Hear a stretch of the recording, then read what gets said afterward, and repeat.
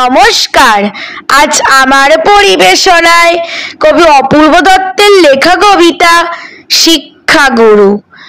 আমি যখন রোজ বিকেলে আঁকার খাতা নিয়ে আপন মনে ছবি আঁকি রং পেন্সিল দিয়ে, তখন আমার চোখের সামনে উঠোনে চারপাশে র্যাপিড বইয়ের 22 পাতার সেই ছবিটা ভাসে। মাথায় সাদা পাগড়ি, চোখে চশমা, মুখে হাসি, বয়সটা ঠিক যায় না বোঝা, 60 কিংবা 80। আঁকার পরে বাবার কাছে তার কথা রোজ শুনি, লেখাপড়ায় তিনি ছিলেন জগৎ সেরা গুণী। যার নামেতে যার কথাতে লুকিয়ে আছে জাদু, তিনি হলেন সর্বপল্লী রাধাকৃষ্ণান দাদু।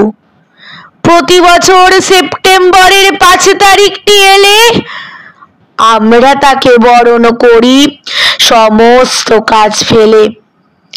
মা বলেছেন তিনি হলেন শিক্ষকদের গুরু, তাকে প্রণাম করেই আমার সকল কাজের শুরু। নমস্কার।